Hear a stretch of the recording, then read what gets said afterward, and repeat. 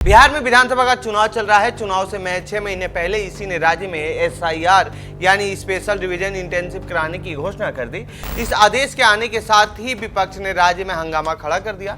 चुनाव आयोग के इस फैसले को समय और डॉक्यूमेंट की वजह से विपक्ष विरोध कर रहा था, लेकिन इस बीच 7 अगस्त को राहुल गांधी ने एक प्रेस कॉन्फ्रेंस कर आयोग को कटघरे में खड़ा कर दिया। इस प्रेस कॉन्फ्रेंस में राहुल ने दावा किया कि चुनाव आयोग बीजेपी के साथ मिलकर चुनाव धांधली कर रहा है। इस आरोप के सबूत के तौर पर उन्होंने कर्नाटक और महाराष्ट्र में चुनाव के आंकड़े पेश किए थे। पूरे विपक्ष ने इस मुद्दे को संसद से सड़क तक उठाया और 11 अगस्त को संसद से चुनाव आयोग तक मार्च किया। इसके बाद चुनाव आयोग के प्रमुख ज्ञानेश कुमार ने प्रेस कॉन्फ्रेंस कर पलटवार किया, लेकिन इसमें उन सवालों का जवाब नहीं मिला जो विपक्ष ने उठाया था।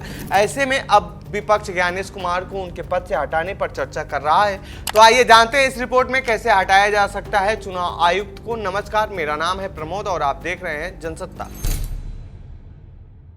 देश में स्वतंत्र और निष्पक्ष चुनाव कराने की जिम्मेदारी भारत के चुनाव आयोग पर है। संविधान के अनुच्छेद 324 और मुख्य चुनाव आयुक्त एवं अन्य चुनाव आयुक्त यानी नियुक्ति, सेवा शर्तें और पदावधि अधिनियम 2023 में मुख्य चुनाव आयुक्त की नियुक्ति, कार्यकाल और पद से हटाने से संबंधित प्रावधान है। कैसे होती है मुख्य चुनाव आयुक्त की नियुक्ति?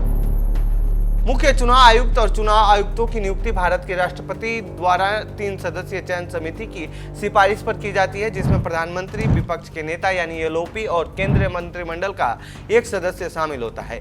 नियुक्ति किए गए लोगों को पहले सरकार में सचिव स्तर के पदों पर कार्य किया होना चाहिए और 2023 के अधिनियम के अनुसार जिन्हें चुनाव प्रबंधन और संचालन का ज्ञान और अनुभव हो। सीईसी की नियुक्ति 6 साल के कार्यकाल या 65 वर्ष की आयु तक के लिए की जाती है। क्या सीईसी को उनके पद से हटाना संभव है?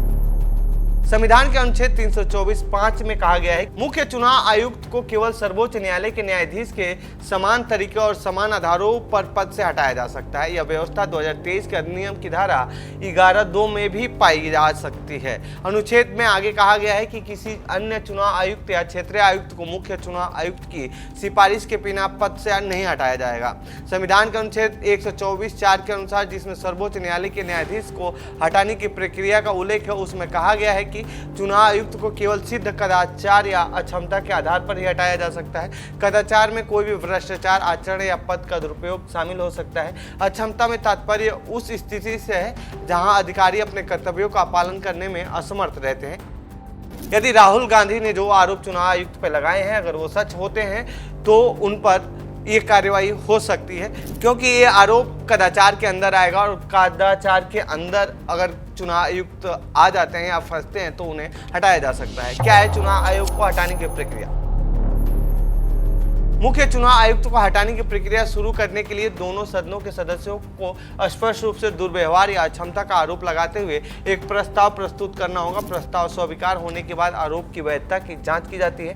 इसमें दुर्व्यवहार या अक्षमता के साक्ष्यों की जांच के लिए एक समिति का गठन शामिल है। इसके बाद निष्कासन प्रस्ताव को संसद के दोनों सदनों में 2/3 बहुमत से उपस्थिति और मतदान द्वारा पारित किया जाना आवश्यक है। सदन में सफलतापूर्वक पारित होने पर राष्ट्रपति मुख्य चुनाव आयुक्त को हटाने का आदेश देते हैं। बने रहिए जनसत्ता के साथ। धन्यवाद।